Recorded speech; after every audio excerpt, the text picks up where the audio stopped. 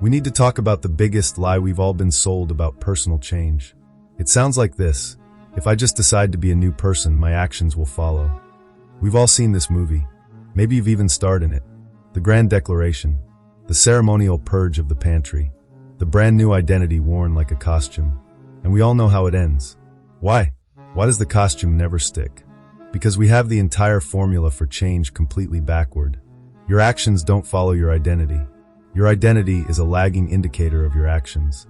Think of your brain not as a cheerleader, but as a silent accountant of your actions. It doesn't listen to your speeches. It watches the receipts. Every tiny action is a vote you cast for the type of person you want to become. Do something once. Your brain dismisses it as an anomaly, a rounding error. Do it twice. The accountant raises an eyebrow. Interesting pattern. But 3 times? 3 times is the magic number. That's when the accountant opens a new file and says, "All right, it seems this is part of who we are now." This is why grand gestures fail. Your ego wants a Hollywood training montage. But your brain is convinced by consistency, not intensity. So we start small, stupidly small. So small your ego feels insulted. You want to become a reader? Forget 50 books a year. Your new goal is to read 1 page every single day. Here's the beautiful, subversive process that kicks in. Your brain logs it. Interesting. We read a page today. Tomorrow, another page. 2 days in a row. Noted. Day 3, hold on. A file is open. Evidence suggests we might be a reader. This is the identity loop. Tiny, undeniable signals reshape your self-image. That new self-image makes the actions feel more natural, which strengthens the self-image even more. No willpower, no brute force, just a stealth operation on your own identity. There's just one catch. You have to be willing to start smaller than your ego wants. Way smaller. Because in the quiet war between your ego's desire for a revolution and your brain's need for consistency, the brain always wins. Chapter 1. The architecture of your brain. Your brain is not a finished product. It is a piece of living clay, and your actions are the sculptor's hands. Every single day, you are physically rewiring it. This isn't a motivational poster, it's neuroscience. It's called neuroplasticity. Think of your brain as a dense, untamed jungle. Every action you take is like hacking a path through it. The first time it's tough.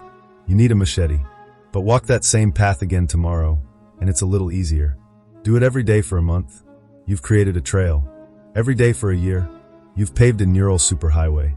But here's the terrifying and beautiful part. Your brain doesn't know the difference between a path to a flower garden and a path to a patch of poison ivy. It has no moral compass. It only has one directive. The path most traveled gets the most resources.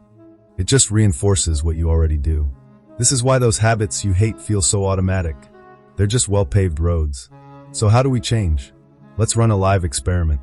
Right now, I want you to try, with all your might, to not think about a purple giraffe. So, how's that big, lanky, purple animal doing in your mind right now? This is why fighting your old habits is a losing battle. The act of resisting a thought strengthens the thought.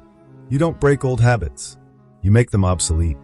Instead of fighting the old, overgrown path, you simply choose to build a new one. Want to stop checking your phone the second you wake up? Don't make the fight about the phone. That gives the phone all the power. Instead, build a new first-minute awake path. Maybe it's taking 1 deep breath, or drinking a glass of water you left on your nightstand. Every time you choose that new path, you're not just building a habit. You are a neuroarchitect, building new connections of light in the jungle of your mind. And that old path to the phone, it doesn't vanish because you fought it. It simply becomes overgrown from disuse. You don't have to go to war with your past self. You just have to consistently, quietly, build the path for your future self. Chapter 2. The invisible architect of your life. Now that you know you can physically rewire your brain, let's talk about the most powerful force shaping your life that you probably never think about. And it has nothing to do with motivation or willpower. It's your environment. Your environment is the invisible architect of your life. Think about water. Water never uses willpower to flow uphill. It simply, effortlessly follows the path of least resistance. Your behavior is exactly the same. You naturally flow toward what is easiest. This isn't a weakness, it's a law of nature. The trick is to stop fighting it and start using it. This is the friction principle. Make your good habits downhill and your bad habits uphill. This isn't about being strong, it's about being smart. At 10 p.m., after a brutal day, your willpower is at 0. Who wins the battle for your attention? The healthy snack that's 2 steps away in the fridge, or the delivery app that's 1 tap away on your phone? Want to work out in the morning? Don't rely on your groggy future self to be motivated. Make it downhill. Lay out your workout clothes the night before. Want to stop doom scrolling? Make it uphill. Delete the apps from your phone. Force yourself to use the clunky mobile browser and log in every single time. Add 3 extra steps of friction. I guarantee your usage will plummet. Your environment is the physical remote control for those neural pathways we just talked about.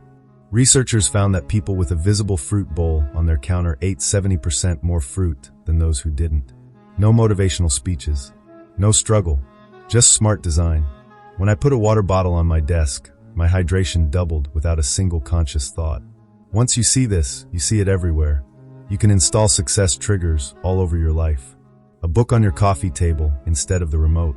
A guitar on a stand in the middle of the room instead of in its case. Your environment is your 24/7 silent partner.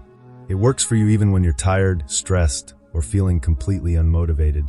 Make it a partner in your success, not in your self-sabotage. Chapter 3. The real currency of your life. So, you've started building new brain pathways. You've engineered your environment for success. But even the most perfectly designed machine is useless without a power source. And this is where we need to address a fundamental myth. We are obsessed with managing the wrong thing. We talk about time management, but you cannot manage time. Time is undefeated. What you can manage is the real currency of life, your energy. Let's be honest. Have you ever had a Sunday with 8 wide-open hours, but you were so drained you felt like a zombie with a to-do list? Or the opposite, a chaotic Tuesday where you only had 30 minutes between meetings, but you were so energized you accomplished more than you do in half a day.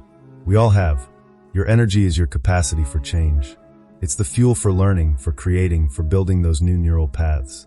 And unlike time, your energy is expandable. Most people treat their energy like a disposable battery, squeezing every last drop out in the name of hustle. This always backfires. Always. Think of your energy like a rechargeable power bank with a solar panel. You can drain it, yes, but you can also strategically recharge it, and over time, you can even upgrade its total capacity. Did you know your brain, which is only 2% of your body weight, consumes 20% of your energy? And during periods of intense learning or focus, that number can skyrocket to 70%. Your brain is a gas-guzzling supercar. When you feel mentally exhausted after a deep work session, it's because your brain literally just ran a marathon. This means rest is not laziness. Strategic renewal is when the magic happens.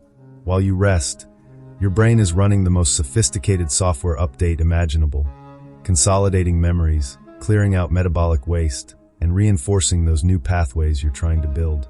So, this changes the core question of daily planning. Stop asking, how can I fit more in? Start asking, when am I best equipped to win? Match your highest leverage tasks to your peak energy windows. Deep creative work when your mind is sharpest. Repetitive admin tasks when you're in a slump. It's like surfing. You don't create the wave, you learn to ride it. Master your energy, and you bend time to your will. I have more I want to share on this, but I know that true learning comes from digesting and applying, not just consuming. If these ideas are resonating with you, let me know in the comments. Your feedback is what shapes where this series goes next.